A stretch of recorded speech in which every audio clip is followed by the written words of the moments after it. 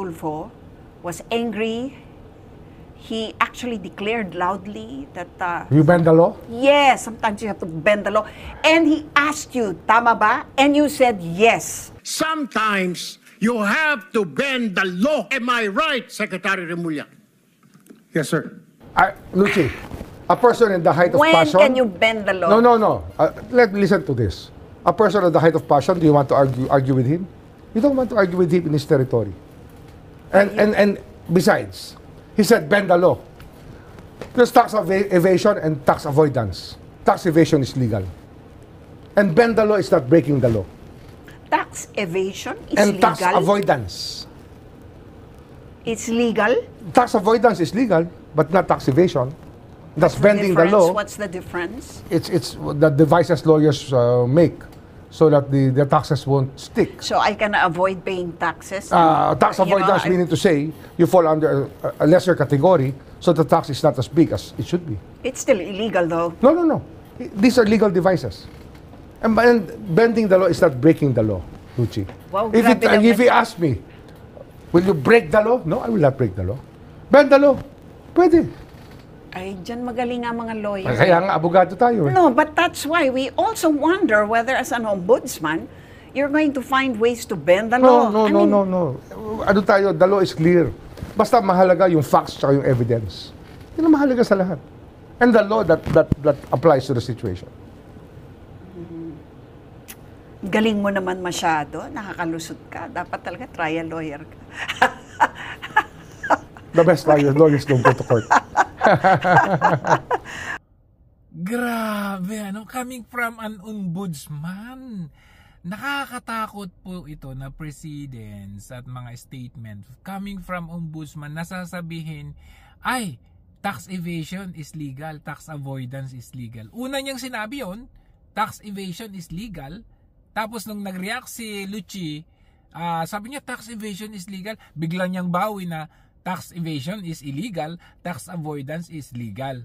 So, I mean, sige, maaring na nagkamali ka lang, pero almost synonymous din naman yun. Kasi kung tax avoidance, anong ginagawa mo? Binabawasan mo yung bayad mo ng tax. Halimbawa, i-declare mo ito na ito yung kita mo, when in fact, ito pala talaga kita mo. So, that is almost basically illegal. Tax avoidance, tax evasion.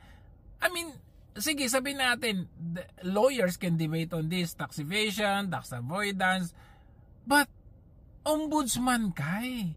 Why? Kami, parang ikaw na yung ito pinaglalabanan kasi ng mga lawyers. Why don't you leave that to the lawyers?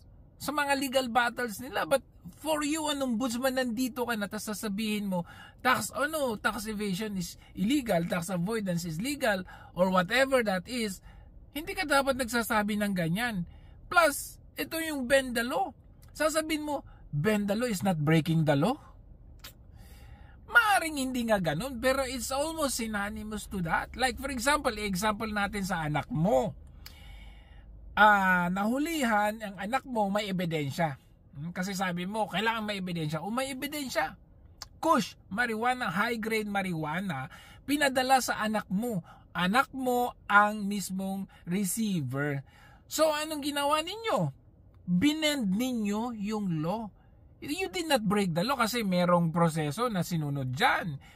Pero binend ninyo, ibig sabihin yan, pinalabas ninyo, hindi, yung chain of evidence na putol. Okay? May putol eh. Kaya walang connection doon kay Parang pinalabas ninyo na, okay, may ebidensya, pero yung ebidensya na naglilink sa anak ay putol. So, sige, sabihin na natin, hindi nyo na-break yung law kasi dininig ka naman, nahuli, nagkaroon ng hearing or whatever. In a month, layan na. Sinunod ninyo yung tamang proseso ng hearing, pero pinalabas ninyo na hindi putol yung ebidensya, kaya that's bending the law. So it's very dangerous precedence itong, kasi for example, pag kalaban ninyo, hindi nyo ibebend. Tuloy lang, kaya kailangan makulong yan kasi kalaban. Pero pag hindi ninyo kalaban, kakampi ninyo, ibibend ninyo para hindi makulong. So coming from ombudsman, napakadelikado po yan kasi anytime pwede kang sabihan ng Pangulo or ng Marcos Jr. neto na, sige, pag ito, hindi natin i-bend. Ito, i-bend natin, kakampi natin yan.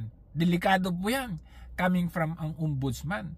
At yung last na sinabi mo, sabi ni Lucci kasi, syempre si Lucci may ano pa rin yan, may doubt pa rin sa'yo yan.